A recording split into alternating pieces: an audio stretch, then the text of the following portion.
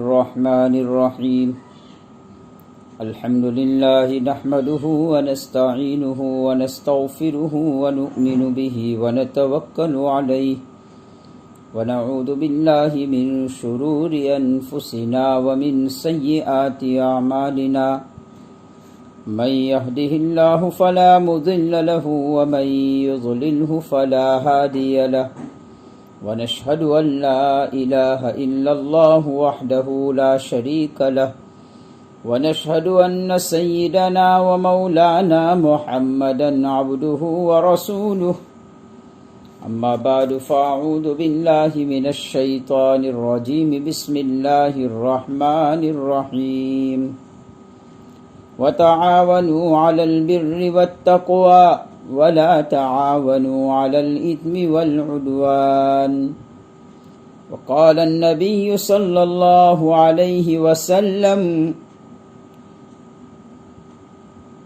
في حديثه ومشاحن قلنا يا رسول الله صلى الله عليه وسلم ما المشاحن قال هو المصارم أو كما قال عليه الصلاة والتسليم صدق الله مولانا العظيم وصدق رسوله النبي الكريم ونحن على ذلك لمن الشاهدين والشاكرين والحمد لله رب العالمين.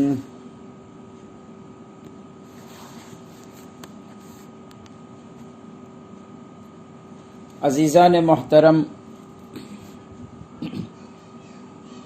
میں آپ حضرات کے سامنے ایک مضمون پیش کر رہا تھا جس میں اللہ جل شانہ روزے داروں کا اکرام فرماتے ہیں اور اس کے لیے جنت کے دروازے کھول دیتے ہیں، اس کی دعائیں قبول کی جاتی ہے اور روزے کے ذریعے سے اللہ تعالی انسان کے اندر میں ایک بہت ہی بری صفت ہے حرص اور لالچ کی۔ روزے اللہ تعالی نے امت مسلمہ پر اس لیے رکھے تاکہ بندہ صحیح معنی میں روزہ رکھ کر اس مذموم صفت حرص سے بھی بچ جاتا ہے۔ اس کی طبیعت ایسی بن جاتی ہے کہ حرص اور لالچ نام کی کوئی چیز باقی نہیں رہتی۔ تو رمضان المبارک کا مہینہ انسان کچھ عبادتوں کی بڑھوتری کرتے ہوئے کچھ اللہ کا ڈر اس کی زندگی میں آ جاتا ہے اور اللہ جل شانہ کی طرف سے اہتمام بھی ایسا ہی ہوتا ہے کہ کسی بہانے سے میرے بندے کی بخشش ہو جائے۔ لیکن جیسا کہ حدیث میں بتلایا کہ 4 بدبخت اور بدنصیب لوگ ایسے ہیں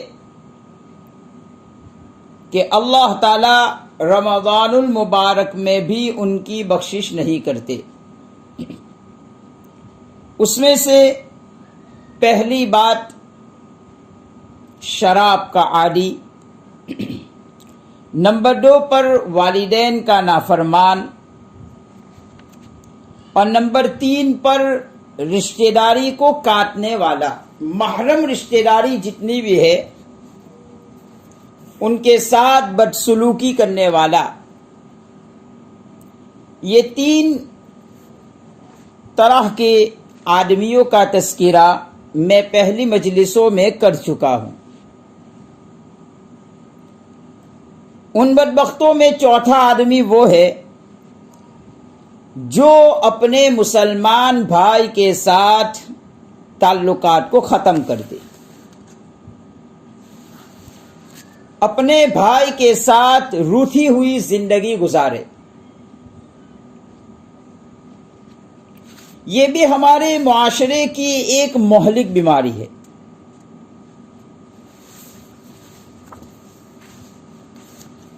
میرے بھائیوں، جہاں ہمارے معاشرے میں طرح طرح کی برائیوں نے جنم لے لیا ہے، معاشرے کا شیرازہ بکھر چکا ہے، ہر طرف افراتفری کا ماحول ہے، کہیں ظلم تشدد کا بازار گرم ہے، کہیں کسی پر زیادتی کرنے کو کوئی گناہ تصور نہیں کرتا ہے اور اسے معاشرے کی پہچان بنایا جا رہا ہے. کہیں شراب کی لت عام ہو چکی ہے، جوا کی لت عام ہو چکی ہے،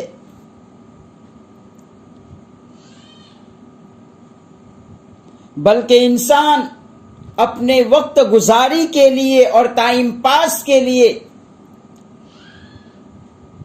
یہی سب چیزوں میں مبتلا ہو چکا ہے. کہیں کارٹون بینی کے نام پر، کہیں ویڈیو گیم کے نام پر نت نئی اسکیمیں دے کر آج ہمارے معاشرے کو تباہ کروایا جاتا ہے. وقت کی بربادی، وقت کا ضیاع، یہ تو شاید کسی کے اندر اس کی اہمیت ہی باقی نہیں رہی ہے. ان تمام برائیوں میں ایک بہت ہی ناسور بیماری ہمارے معاشرے میں ہے، وہ ہے قطع تعلق. بات بات پر کسی سے ناراض ہو جانا، پھر بات چیت کا بند ہو جانا، رفتہ رفتہ تعلق ہمیشہ کے لیے ختم ہو جانا. یہ ہمارے معاشرے میں عام ہو چکا ہے. پڑوسی سے لڑ رہا ہے، ارے حد تو یہ ہو گئی کہ 2 منزلہ مکان ہے تو اوپر میں رہنے والے نیچے رہنے والوں کے ساتھ بات چیت نہیں کر رہے. یہ ایک بہت مہلک بیماری ہے. علماء نے لکھا ہے اس کی سب سے بڑی وجہ یہ ہے دین سے دوری، شرعی احکام سے لا علمی ہے.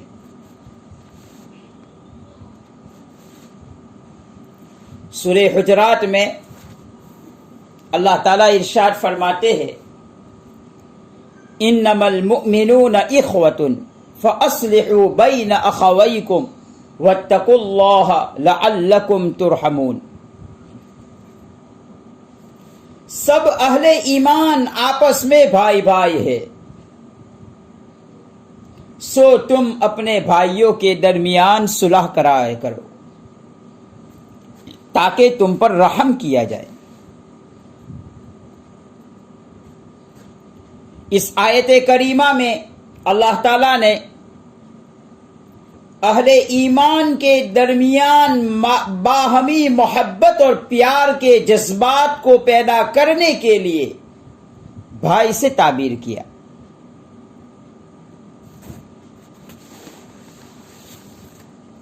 کہ تم آپس میں بھائی بھائی ہو. اور ظاہری بات ہے بھائی کی بھائی کے ساتھ کبھی رنجش ہو جاتی ہے، کبھی تو میں ہو جاتا ہے، لیکن وہ ناراضگی وقتی اور عارضی ہوتی ہے.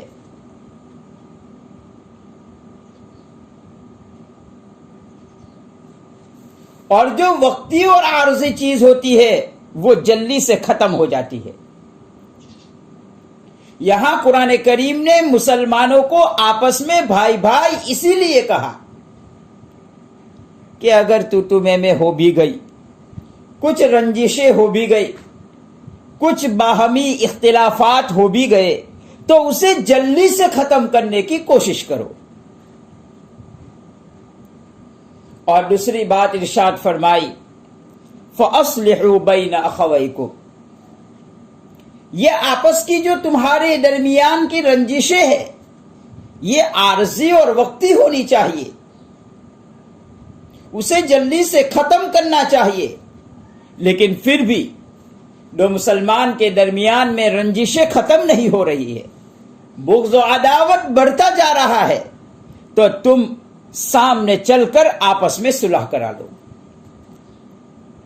تاکہ تم پر رحم کیا جائے۔ معلوم یہ ہوتا ہے اللہ کی رحمت کو متوجہ کرنے کا ایک اہم ذریعہ آپس میں صلح کرانا ہے، آپس میں رنجشوں کو ختم کرنا ہے۔ آج ہم پر رحم نہیں کیا جا رہا ہے، پوری دنیا میں ایک بات پھیلی ہوئی ہے کہ پوری دنیا میں مسلمانوں پر ظلم کیا جا رہا ہے، پوری دنیا میں مسلمانوں کو ستایا جا رہا ہے۔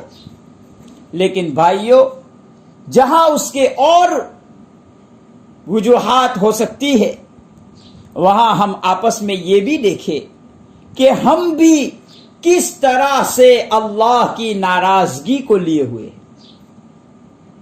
قرآن کریم کی بہت سی آیتوں سے پتہ چلتا ہے جب دلوں میں بغض عام ہو جاتا ہے، جب دلوں میں کینہ کپت آ جاتا ہے، جب آپس میں ایک دوسرے کے پیچھے ایک دوسرے کی برائیاں کرنا یہ عام ہو جاتا ہے، تو اللہ کی جو موسلادھار بارش اجتماعی شکل میں تھی اللہ اس کو اٹھا لیتے ہیں۔ اسی لیے نبی اکرم صلی اللہ علیہ وسلم نے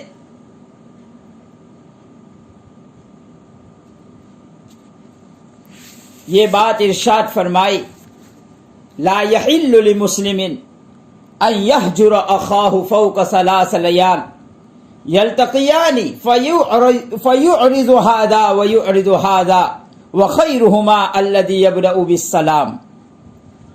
کسی مسلمان کے لیے حلال نہیں کہ وہ اپنے بھائی کو 3 راتوں سے زیادہ چھوڑے رکھے، اور جب دونوں ملے تو یہ اس طرف منہ کر کے چل رہا ہو اور وہ اس طرف منہ کر کے چل رہا ہو، ان دونوں میں سے بہتر وہ ہے جو سلام میں پہل کرے۔ اس حدیث سے صاف ظاہر ہوتا ہے 3 راتوں سے زیادہ حلال نہ ہونے سے 3 راتوں سے زیادہ آپس میں بول چال چھوڑ دینا حرام ہے۔ محدثین نے وجہ یہ لکھی ہے، جب ایک مسلمان نے اپنے بھائی کے ساتھ بات چیت چھوڑ دی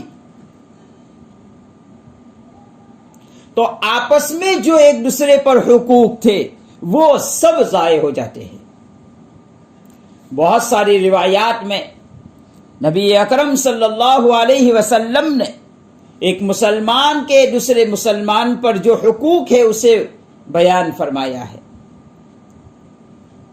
سلام کرنا، دعوت کا قبول کرنا، بیمار ہو تو عیادت کرنا، چھینک کا جواب دینا، کسی کو حقیر نہ سمجھنا، اپنے بھائی کی پردہ پوشی کرنا، یہ سب آپس کے حقوق نبی اکرم صلی اللہ علیہ وسلم نے بیان فرمائے۔ جب یہ دونوں میں دشمنی ہو گئی، بول چال بن ہو گئی، تو سارے حقوق ضائع ہو جاتے ہیں۔ اس لیے نبی اکرم صلی اللہ علیہ وسلم نے فرمایا کہ تم آپس میں 3 دن سے زیادہ بول چال بند نہ کرو۔ اوپر میں نے آیت کریمہ پڑھی، اس میں انما المؤمنون اخوۃ کہا، مسلمان آپس میں بھائی بھائی ہے، اور بھائی کے درمیان کبھی رنجش ہو جاتی ہے، وہ عارضی اور وقتی ہوتی ہے، اسے جلدی سے ختم کر دینا چاہیے۔ اور یہاں نبی اکرم صلی اللہ علیہ وسلم نے وضاحت سے کہہ دیا کہ 3 دن سے زیادہ حلال نہیں ہے کہ تم آپس میں بول چال کو بند کرو. یہاں 3 رات کی جو قید لگائی یہ انسانی فطرت کا لحاظ رکھا ہے، کیونکہ انسان کی فطرت میں ناراض ہونا ہے، ایک دوسرے پر غصے کا آنا ہے، یہ انسان کی فطرت ہے. اگر اسے غصہ آ بھی گیا، اگر یہ ناراض ہو بھی گیا تو پہلا دن تو غصے میں نکل جاتا ہے، دوسرے دن اسے کچھ سوچنے اور سمجھنے کی صلاحیت اللہ دیتے ہیں. جب سوچا اور سمجھا تو دودھ کا دودھ اور پانی کا پانی اس کے سامنے آ جاتا ہے، خیر اور شر اس کے سامنے آ جاتا ہے. تو تیسرے دن اسے چاہیے کہ وہ واپس آ جائے، خیر والے راستے کو اختیار کر لے، اور عموماً 3 دن میں غصہ ختم ہی ہو جاتا ہے یا کم ہو جاتا ہے. اس سے زیادہ قطع تعلق آدمی کو نہیں کرنا چاہیے، ورنہ قطع تعلق کی جو سزائیں ہیں وہ اب اس کے اوپر نافذ کی جائے گی. اللہ کے نبی علیہ السلام نے قطع تعلق کو ختم کرنے کے لیے سلام کا حکم دیا. حضرت عائشہ رضی اللہ تعالیٰ عنہا کی روایت ہے کہ قطع تعلق جو حرام ہے وہ سلام سے ختم ہو جاتا ہے. ایک حدیث میں آقا صلی اللہ علیہ وسلم نے فرمایا وہ 3 مرتبہ سلام کرے، اگر دوسرا آدمی اس کے سلام کا جواب نہیں دیتا تو وہ اس کے گناہ کے ساتھ لوٹے گا.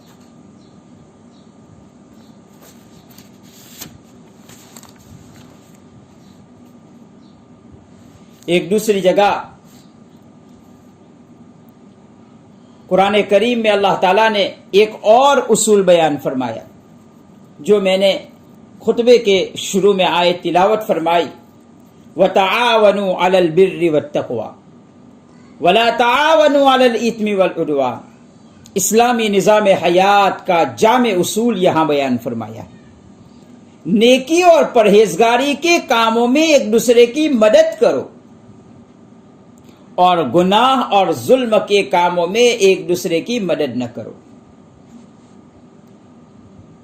آج ہم سب یہ چاہتے ہیں کہ ہمارا معاشرہ پاکیزہ ہو جائے، ہمارا معاشرہ درست ہو جائے، سنور جائے. تو یہ جامع اصول اللہ تعالیٰ نے بیان فرمایا، تمہارے آپس کے تعلقات کی بنیاد اور اساس یہ ہونی چاہیے ہر نیکی اور بھلائی کے کام میں ایک دوسرے کی اعانت اور مدد کرو، اور ہر گناہ کی تحریک میں الگ رہو.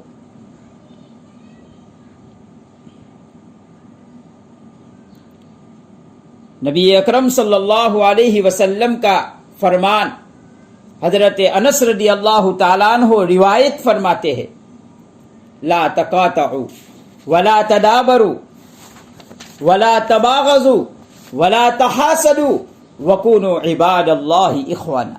کیا بہترین اور جامع اصول نبی اکرم صلی اللہ علیہ وسلم نے بیان فرمایا. تم آپس میں قطع تعلق نہ کرو، تم دشمنی نہ کرو، تم آپس میں بغض نہ رکھو، تو تم ایک دوسرے سے حسد نہ کرو. اللہ کے بندو آپس میں بھائی بھائی بن کر رہو. ایک حدیث میں نبی اکرم صلی اللہ علیہ وسلم نے ارشاد فرمایا، جس نے 1 سال تک اپنے بھائی سے تعلقات کو ختم کر دیا، یہ ایسا ہی ہے جیسا کہ اس نے سامنے والے اپنے بھائی کو قتل کر دیا.